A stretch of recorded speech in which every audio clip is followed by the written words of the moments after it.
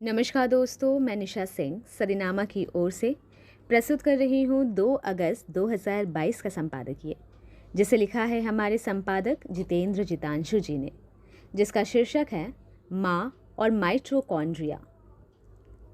Mitochondria दानेदार या filaments organelle है जो पौधे और जानवरों की लगभग सभी प्रकार की कोशिकाओं के कोशिका द्रव में पाए जाते हैं। वे आमतौर पर मोटे तौर पर अंडाकार या गोलाकार होते हैं, लेकिन वे कोशिकाओं की शारीरिक स्थितियों के आधार पर एक स्पष्ट केंद्रीय क्षेत्र के साथ एक फिलामेंट्स आकार या एक वेस्कुलर रूप ग्रहण करते हैं। माइटोकॉन्ड्रिया आकार में भिन्न होते हैं। तो आइए देर ना करते हुए शुरुआत करते हैं आज के संपादकीय की, जिसका शीर्षक है माँ और माइटोकॉन्ड्रिया। हमारे जन्म के बाद जो भी लक्षण दिखाई देते हैं वे सभी माँ बाप से आते हैं। इस साल के नोबेल पुरस्कार की खोजों में जेनेटिक कैंची की खोज हुई। इसका इस्तेमाल करके होने वाले बच्चे में बदलाव किए जा सकते हैं। अपने देश में इसे आम होने में बहुत वक्त लगेगा। अभी तो आम आदमी जानेगा। जीवन की शुरुआत जिस मांसपिंड से होती है उसका आकार बहुत छोटा होता है। सभी जानवरों का ये पिंड करीब करीब बराबर होता है। इस पिंड में माँ बाप और पुरखों के लक्षण रासायनिक भाषा में लिखे हुए आते हैं। इस किताब को क्रोमोसोम कहते हैं और शब्दों को डीएनए कहते हैं। आदमी को जन्म देने वाले पहले पिंड में ऐसी 46 किताबें होती है। दूसरे जानवरों में ये अलग अलग होती हैं।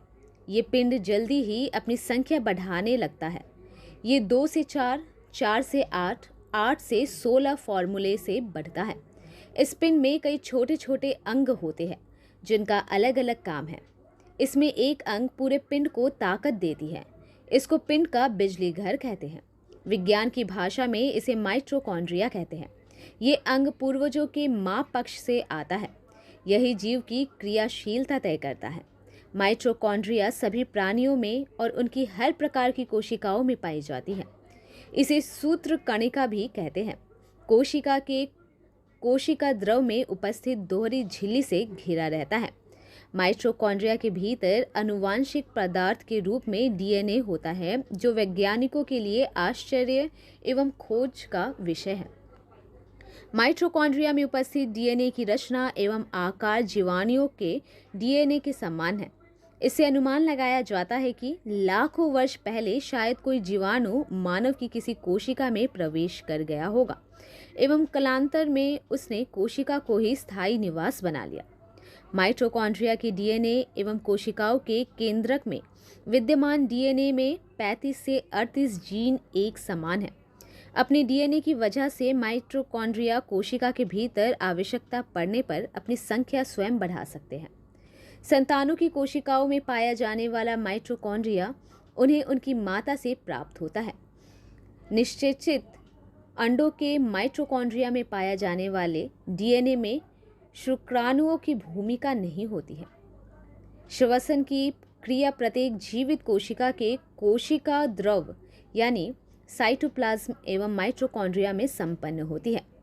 श्वसन संबंधित प्रारंभिक क्रियाएं साइटोप्लाज्म में होती है तथा शेष क्रियाएं माइटोकॉन्ड्रिया में होती है।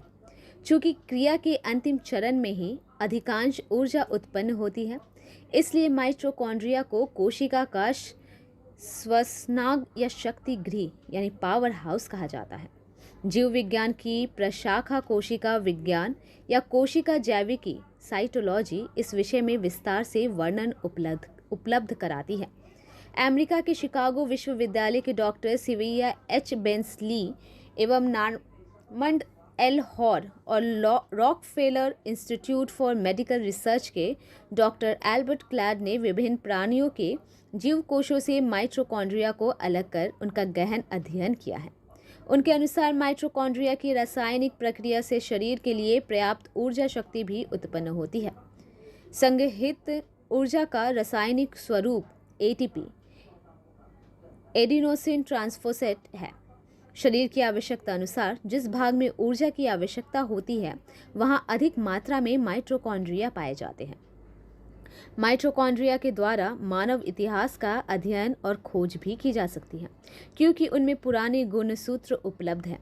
3 शोधकर्ता वैज्ञानिकों ने पहली बार कोशिका के इस ऊर्जा प्रदान करने वाले घटक को एक कोशिका से दूसरी कोशिका में स्थानांतरित करने में सफलता प्राप्त की है। माइटोकॉन्ड्रिया में दोष उत्पन्न हो जाने पर मांसपेशियों में विकार, एपिलेप्सी, पक्षाघात और मंदबंधी जैसी समस्याएं पैदा हो जाती हैं। इस लेख के लिए हमने कई वेबसाइटों को खंगाला है। इन सबको धन्यवाद। आमीन। तो दोस्तों, ये था हमारा आज का संपादकीय, जिसे लिखा था हमारे संपादक जितेंद्र जितांशु जी ने। मिलते हैं कल एक नए विषय के साथ। तब तक के लिए नमस्कार।